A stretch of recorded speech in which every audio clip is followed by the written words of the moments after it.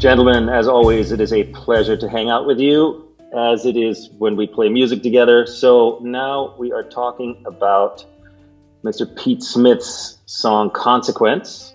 That is part of our new CD. And Pete, what's the song about? How did you come up with it?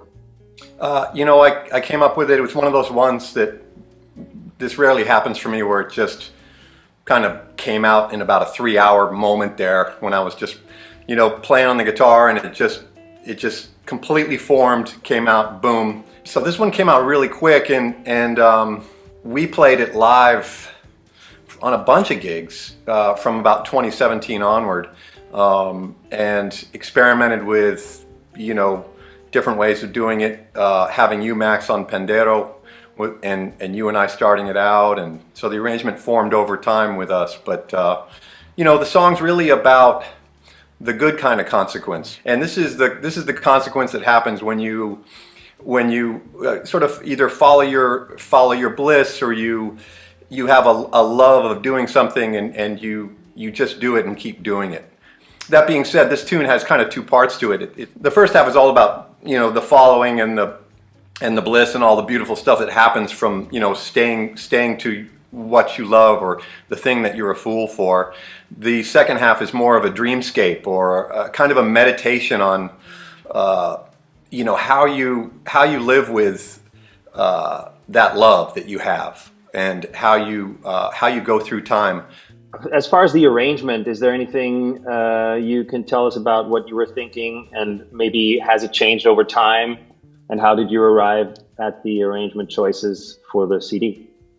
Yeah, I really wanted this to feature Dave, and I love the way Dave, you play on this. It's as a bossa nova that has some samba in it. It's a perfect kind of cool down tune for this album. The other thing was, as far as like the guitar arrangement, that actually was all part of that first 3 hours of discovery, and that really, I have to tip my hat to Vanderlei Pereira, an incredible drummer and educator who I studied with and then played in bands with for many years, who really helped me get outside of really the standard approach to guitar playing in bossa nova, and to really about getting into more subtleties and breaking up the notes, breaking up the chords with single notes, and so that stuff all pretty much formed right away in terms of the arrangement. Are there any other influences that we haven't covered yet that you brought to this tune? Yeah, sure. Couple things. One is just, folk music in general. Also, I just want to give a nod to Sean Smith, a great bassist and composer who I've been working with since 2014, and through the course of learning a lot of his compositions, he influenced me greatly on this particular piece. And it's really about sort of melody first, lines that come in between, and things that happen in between the melody, but the melody being strong is the first component. Dave, can you talk a little bit about your approach to playing on this tune and soloing on this tune? First of all, in general, when I approach the electric bass, I think I just approach it like an acoustic bass player, and I hear that sound. And so I do whatever I can kind of physically and just following my ears to try to get that kind of sound. And, in the world of Brazilian music, I was so influenced by all the great Brazilian musicians in New York City. I played with a bunch of them, and one in particular, a bassist named Sergio Brandão, who we just lost not too long ago, was an incredible Brazilian bass player that always used only a 4-string. And he actually never soloed. Well, maybe he did, but I never heard him solo. So it was very rare, and I've heard him play a lot. And but whatever he did play, he always played it on a 4-string. He never approached it like a guitar, even though it's a bass guitar that he had in his hands. And so he always treated it really like a bass instrument. And I guess that was my approach with this. I just treat that instrument like a bass instrument, and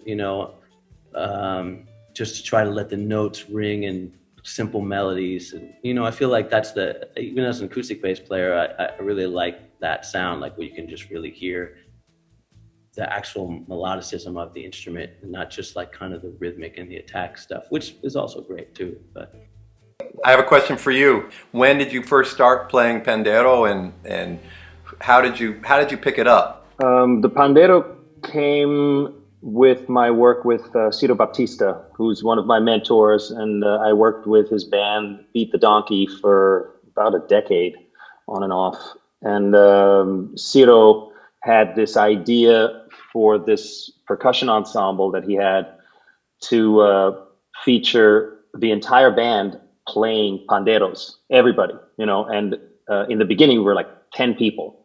So, and not everybody played pandeiro at that point. So we all started practicing, and Ciro basically taught us how to do it.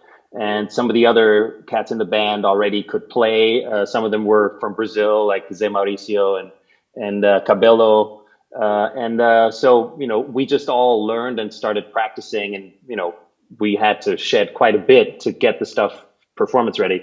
So I practiced for that, and then we toured many years doing this pandeiro piece. And then I also just started playing pandeiro in other situations, including Grupo Los Santos, and I love the instrument. It's a difficult instrument, but it's really fun to play, and it's really fun to just play soft groove, and I really like doing that.